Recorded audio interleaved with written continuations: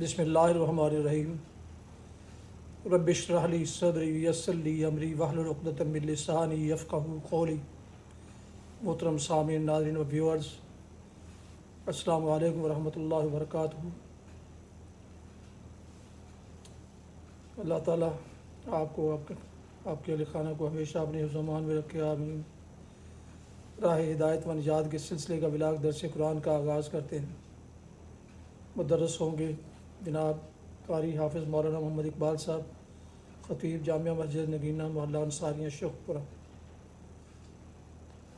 یہ روحانی اور قرآنی سلسلے کا بلاغ جو سراسر باعث خیر، باعث برکت اور باعث ثواب، نور ہدایت ہے، یہ روزانہ کی بنیاد پر میں اپنے YouTube channel Bashir Rashidi BASHIRARASHEEDI سے روزانہ کی بنیاد پر آپ کی خدمت میں پیش کرتا ہوں۔ یہ چونکہ روحانی اور قرآنی سلسلے کا بلاغ ہوتا ہے، لہٰذا اس کو سکپ مت کیا کیجیے۔ اگر کسی نے یا نئے دوستوں نے ابھی تک اس کو سبسکرائب نہیں کیا تو پلیز سبسکرائب ضرور کیجیے گا۔ اس میں آپ کو قرآن اور حدیث کے علاوہ اور کوئی بات اور کوئی میں ایسا دنیاوی بلاغ میں اس میں شامل نہیں کرتا، اور اس میں صرف قرآن اور حدیث کا بلاغ کے متعلقہ کنٹینٹس ہوتا ہے، لہٰذا اسے ضرور سبسکرائب کیجیے اور دوستوں سے شیئر کر کے، لائک کر کے بیل آئیکن کو بھی پریس کیجیے گا۔ شکریہ۔ تو شروع کرتے ہیں درس قرآن۔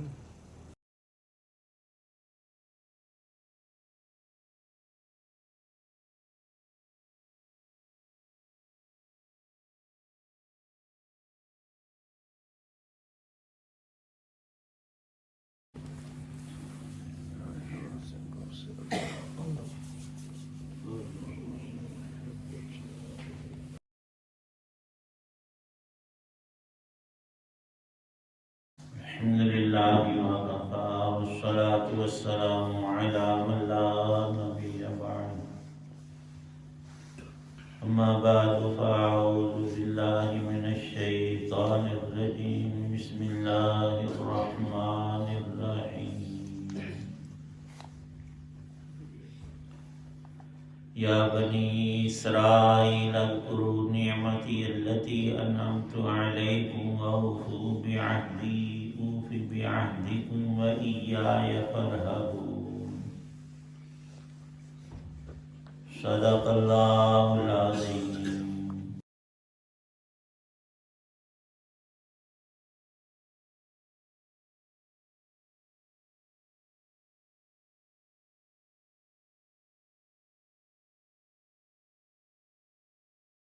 اے بنی اسرائیل، میری وہ نعمت یاد کرو جو میں نے تم کو عطا کی تھی، اور تم مجھ سے کیا ہوا عہد پورا کرو، تاکہ میں بھی تم سے کیا ہوا عہد پورا کروں، اور تم کسی اور سے نہیں بلکہ صرف مجھی سے ڈرو۔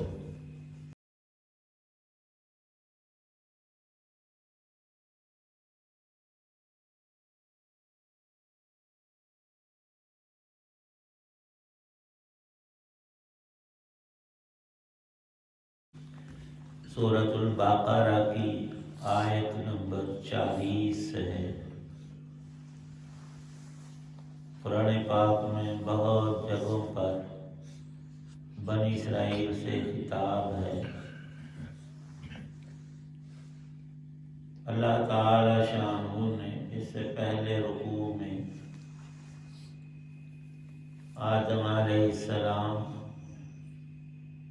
حوا، تخلیق آدم اور ان کا مسجود ملائک بنایا جانا ذکر فرمایا، اور اس سے پہلے رکوع میں یا ایھا الناس سب لوگوں کو خطاب تھا۔ اس رکوع سے آیت نمبر 143 تک بہت تفصیل کے ساتھ بنی اسرائیل کے احوال، عقائد اور دینی اور دنیاوی ان کے تعلقات کی حق پر مبنی تصاویر اور ایک ایسا نقشہ جس میں ہمارے لیے ہر قدم پر رہنمائی ہے، حق تعالی شانہ نے ذکر فرمایا ہے۔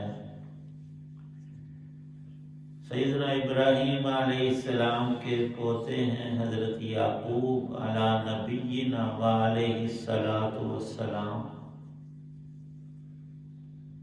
ان کے باپ کا نام اسحاق اور اسحاق بیٹے ہیں ابراہیم علیہ السلام کے۔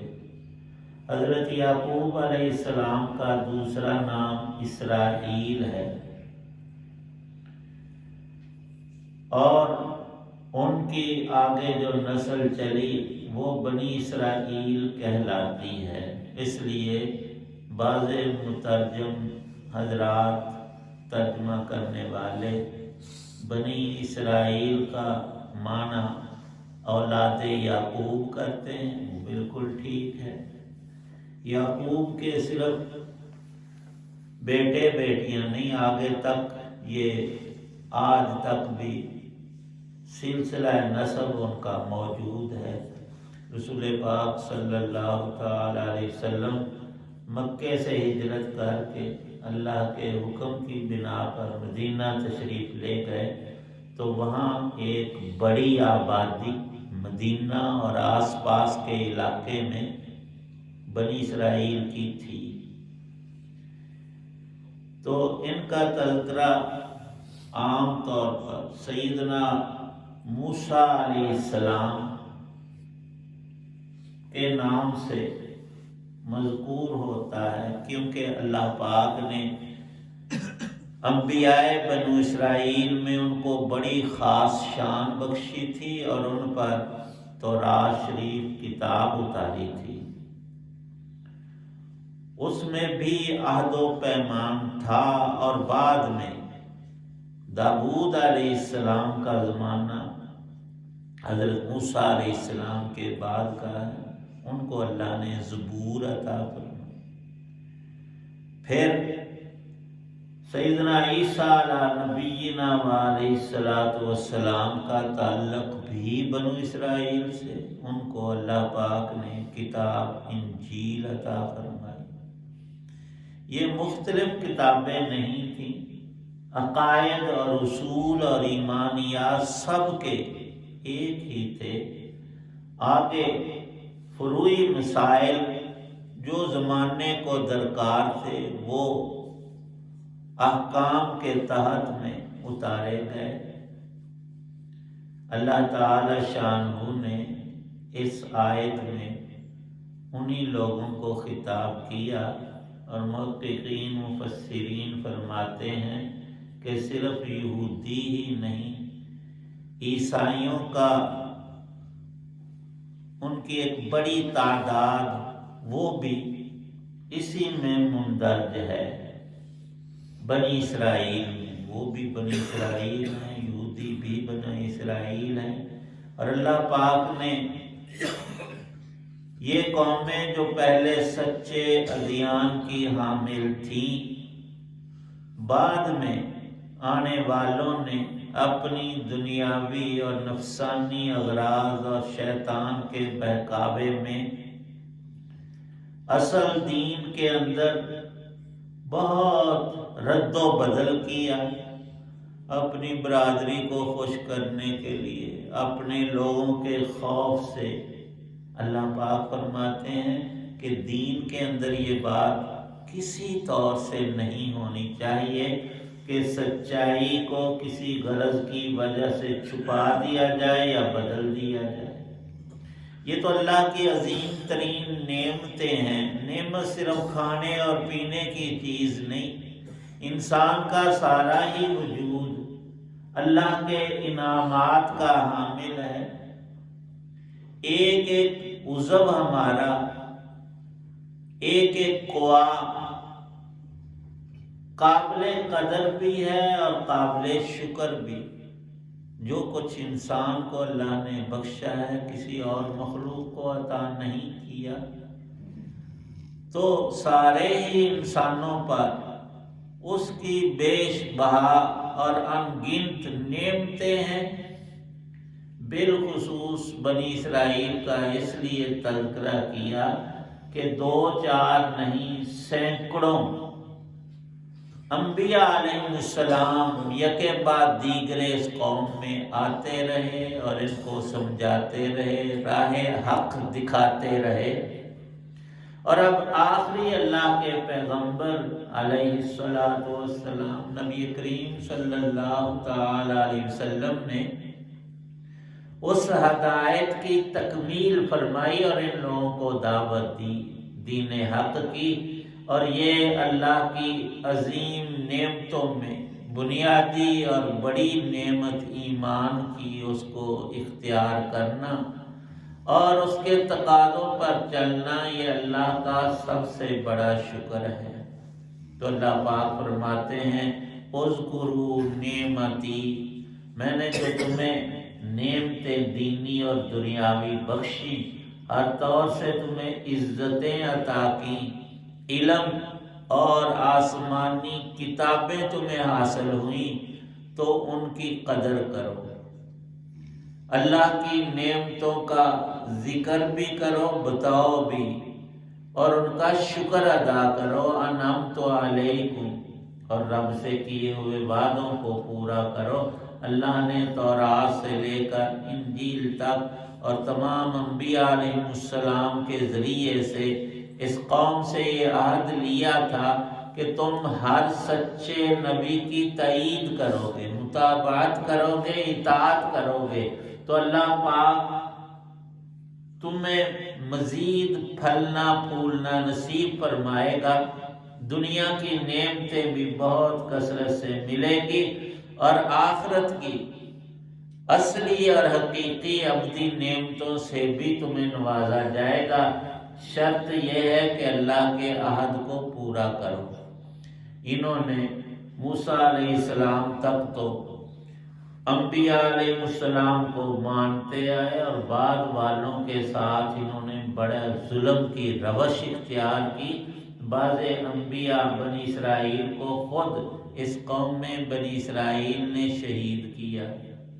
ان میں خاص طور پر ذکر ہے حضرت زکریا علیہ السلام کا، کہ ان کا جسم آرے سے کاٹ کر 2 حصوں میں تقسیم کر کے انہیں شہید کر ڈالا۔ ان کے بیٹے تھے یحییٰ علیہ السلام، ان کو بھی مار ڈالا۔ سیدنا عیسیٰ علیہ السلام اس قوم میں سب سے آخر پر اللہ کے نبی تھے، انہوں نے کوشش کی کہ صلیب پر لٹکا انہیں موت کے گھاٹ اتاریں، اللہ نے ان کو آسمان پر اٹھا لیا۔ لیکن ان کے اکثر لوگ یہی کہتے ہیں یہود کے کہ نہیں، وہ مصلوب ہو گئے ہیں، موجود نہیں ہیں۔ اور اللہ پاک نے اپنی آخری کتاب میں بتایا ہے کہ میں نے انہیں آسمان پر اٹھا لیا، اور زندہ وہ دوسرے آسمان پر موجود ہیں۔ تو ان نعمتوں کا جتنا بڑا شکر بنتا تھا، اس قوم نے اتنا ہی بڑا کفر کیا۔ اور جب اللہ کا خوف کسی انسان کے دل سے نکل جائے، پھر مخلوقات اور انسان اور چیزوں کے خوف وہاں آ جاتے ہیں۔ اللہ پاک نے منع کیا، اور ضمن میں ہم بھی اس کے اندر آئے کہ تم ایایا فرحبون، صرف اللہ کی ذات سے ڈرو، اس کا حکم مانو، اس کو خوش کرو، اس کا شکر ادا کرو۔ رہا معاملہ لوگوں کا، وہ تو کسی پر کبھی بھی راضی نہیں ہوتے، تم رب کو چھوڑ کر اس کے حکموں سے عدول کر کے لوگوں کو راضی کرو گے، تمہارے پلے کچھ نہیں پڑے گا، نہ دین نہ دنیا، دونوں سے خالی اور ذلیل ہو کر رہ جاؤ گے۔ یہی ہم مسلمانوں کو حکم ہے، ہم اللہ کے قرآن کو پڑھیں، سمجھیں، ایمان کو مضبوط کریں، اور احکام کی پابندی سنت کے مطابق کریں۔ اللہ پاک عمل کی، شکر کی توفیق بخشے۔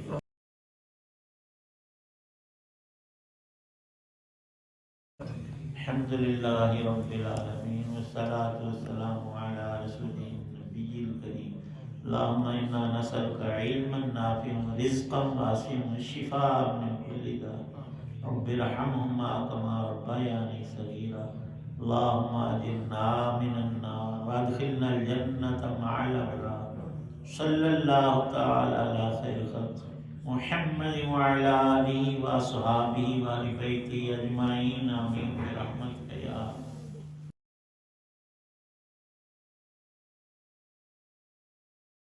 آپ دیکھ رہے تھے اور سن رہے تھے راہ ہدایت والجہاد کے سلسلے کا ولاگ درس قرآن۔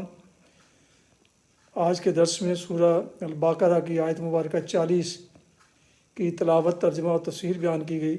مدرس تھے جناب مولانا محمد اقبال صاحب، اور یہ روحانی اور قرآنی سلسلے کا ولاگ جس طرح باعث خیر، باعث برکت اور باعث ثواب ہے، یہ روزانہ کی بنیاد پر میں نے اسے اپنے یوٹیوب چینل بشیر رشیدی سے اپلوڈ کیا۔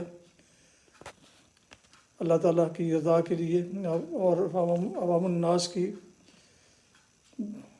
تعلیم کے لیے، لہٰذا اگر آپ نے اسے کو ابھی تک سبسکرائب نہیں کیا تو ضرور سبسکرائب کیجیے گا، لائک کیجیے گا، دوستوں سے شیئر کر کے بیل آئیکن کو بھی پریس کیجیے گا تاکہ آنے والے یہ روحانی اور قرآنی نوٹیفیکیشنز آپ تک اور دوستوں تک باقاعدہ پہنچ سکیں اور آپ اس سے مستفید ہو سکیں۔